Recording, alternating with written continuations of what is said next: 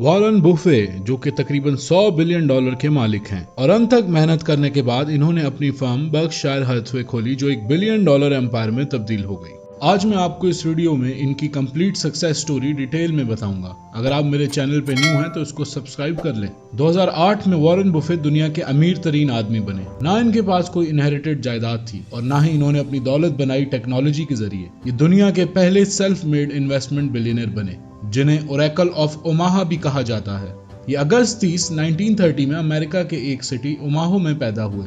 बचपन में ही इन्होंने ये नोटिस कर लिया था कि लोग कैसे मेहनत करके पैसा कमाते हैं, क्योंकि जब ये पैदा हुए तो यूएस 1930 के ग्रेट डिप्रेशन से गुजर रहा था, जिसकी वजह से इनके फादर को एक बैंक ने जॉब से निकाल दिया था। इसके बाद इनके फादर अपनी फैमिली को अपनी सेविंग्स के जरिए सपोर्ट करने लगे। ये बचपन से ही एक शाय इंसान थे और ये इन्वेस्टमेंट की बुक्स पढ़ा करते थे। ये इतने मेहनती थे कि जब ये 6 साल के थे तो ये अपने दादा के पास गए जिनका एक जनरल स्टोर हुआ करता था। वहां जाकर इन्होंने उनसे कोका कोला के क्रेट्स पकड़े और डोर टू डोर ये बॉटल्स बेचना शुरू कर दी। ये 6 बॉटल्स बेचकर 5 सेंट का प्रॉफिट कमाते थे। इन्होंने सेविंग्स करके 11 साल की उम्र में एक ऑयल एंड कंपनी में अपने पहले शेयर्स खरीदे और यहाँ से इनका ये सफर शुरू हो गया। ये शेयर था $38.25 का। आगे चलकर ये $27 का भी हुआ और जैसे मार्केट पंप हुई बुफे ने $40 के ये शेयर्स बेच दिए। कुछ वक्त बाद ये शेयर्स $200 के भी हुए। इस ट्रेड ने इन्हें दिया एक्सपीरियंस और इन्हें मिला अमीर होने का ये फेबुलस बट स्ट्रेटेजिक वे। वक्त ने अपना जोश दिखाया और इनके फादर यूएस के कांग्रेसमैन बन गए और इन्हें अपनी फैमिली के साथ वॉशिंगटन डीसी शिफ्ट होना पड़ा।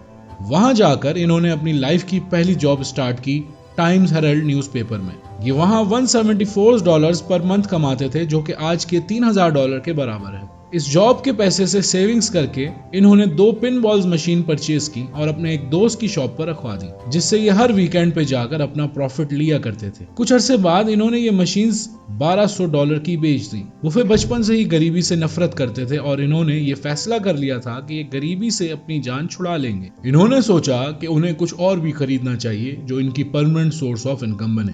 बुफे ने 15 साल की उम्र में नेब्रास्का में अपनी पहली 15 एकड़ की प्रॉपर्टी बाय की। यहाँ से वो मंथली रेंट लिया करते थे। 1947 में अपना कॉलेज एंड करने के बाद इन्होंने फैसला किया कि अब ये फुल टाइम इन्वेस्टमेंट ब्रोकर बनेंगे। इन्होंने एडमिशन ले लिया कोलंबिया बिजनेस स्कूल में, जहाँ ये उस शख्स से मिले जिसने इन्हें जिंदगी का हर दाव सिखाया। इनका नाम था बेंजामिन ग्राहम, जो एक फेमस इकोनॉमिस्ट थे। इन प्रोफेसर ने न्यूयॉर्क वॉल स्ट्रीट, जो कि दुनिया की सबसे बड़ी मार्केट है, उसमें काम भी किया हुआ था और इनकी एक book the intelligent investor world wide famous हो गई थी। ये एक स्टेप बाय स्टेप गाइड थी जो बताती थी कि कैसे स्टॉक मार्केट में शेयर्स खरीदे जाते हैं जब वो अंडर वैल्यू हो। अंडर वैल्यू स्टॉक्स का मतलब ये है कि जब एक कंपनी अपने शेयर्स लॉन्च करती है तो उस इनिशियल प्राइस से भी नीचे की प्राइस पर शेयर्स खरीदे जाते हैं। इसकी 2 वजह हो सकती हैं। एक कि आप ओनर के साथ डील करके बल्क में शेयर्स खरीद लें या कंपनी नुकसान में हो। दोनों ही कंडीशंस में शेयर लेने वाले को बहुत फायदा होता है। वॉरेन बुफे ने इकोनॉमिक्स में मास्टर्स किया और वॉल स्ट्रीट में काम करना शुरू कर दिया, मगर इनका सबसे बड़ा मसला ये था कि ये अपने आप को रिप्रेजेंट नहीं कर पाते थे, क्योंकि इन्होंने बचपन से ही अकेले वक्त गुजारा था। इस प्रॉब्लम का दी एंड करने के लिए बुफे ने पब्लिक स्पीकिंग कोर्स ज्वाइन कर लिया और अब कॉन्फिडेंटली वो पब्लिक के सामने बात कर सकते थे। वक्त गुजरा और इनके प्रोफेसर ने अपनी ही फर्म में इन्हें जॉब ऑफर कर दी। बेंजामिन बैलेंस शीट बनाने में माहिर थे और नंबर्स पर बिलीव करते थे, लेकिन वॉरेन बुफे उनसे बिल्कुल अपोजिट थे और वो ये मानते थे कि कंपनीज की चीजों का डिसीजन उनके एम्प्लॉयज को ही करना चाहिए। हमेशा से ही इनके वर्किंग स्टाइल में एक क्लैश रहा, लेकिन ये क्लैश खत्म हुआ जब 1956 में बेंजामिन रिटायर हो गए और अपनी ही फर्म का दी एंड कर दिया।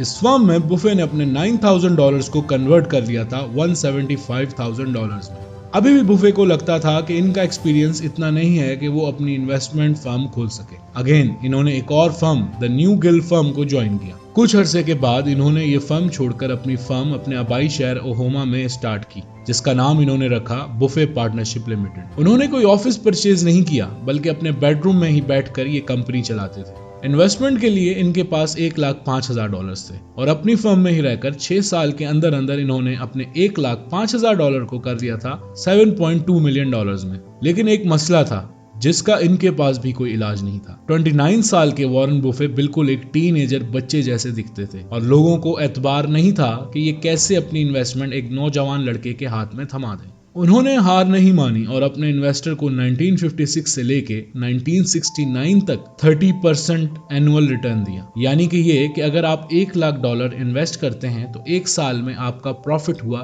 $30,000। सिर्फ 10 साल में ही इन्होंने अपनी कंपनी की वर्थ कर ली $44 मिलियन और नेक्स्ट 3 इयर्स में $104 मिलियन।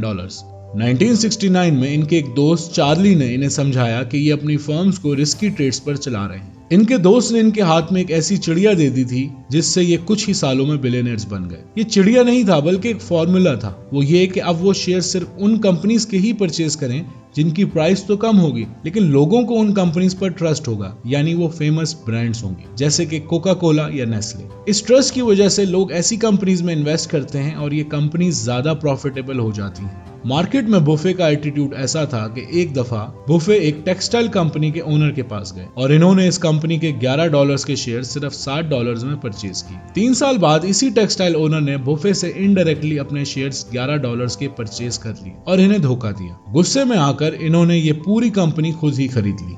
जहां तक स्टॉक्स की बात है तो बुफे ने अपनी कंपनी के थ्रू बड़ी बड़ी कंपनीज जैसे अमेरिका एक्सप्रेस, वॉशिंगटन पोस्ट और कोका कोला वगैरह के शेयर्स खरीदे। 1965 में ये शेयर्स अराउंड $11 के थे और 1978 तक इनकी मार्केट प्राइस हो गई थी $790। इसी तरह एंड ऑफ 1970s तक इनकी पर्सनल वेल्थ हो गई थी $240 मिलियन और आज भी इनकी कंपनी कोका कोला के 7% शेयर्स ओन करती है। इस स्टोरी में एक और ट्विस्ट बाकी है। आगे चलकर इन्होंने एक इंश्योरेंस कंपनी भी खोली। कस्टमर से ये पैसा कलेक्ट करते और स्टॉक्स में लगा देते, इससे वो और पैसे कमाते थे। 1990s में ये बिलियनर बन गए और इनकी कंपनी की वर्थ स्काई रॉकेट कर गई, यानी आसमान से बातें करने लगी। ये 2008 में दुनिया के अमीर तरीन आदमी बन गए जिनकी नेटवर्थ थी $62 बिलियन।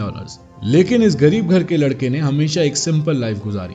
ये अक्सर अपनी 2014 मॉडल की मर्सिडीज में खुद ड्राइव करके मैकडॉनल्ड्स पे ब्रेकफास्ट करते दिखाई देते हैं और एक आम आदमी की तरह घूमते फिरते हैं। आज ये 92 इयर्स के हैं और इनकी नेटवर्थ है $104 बिलियन।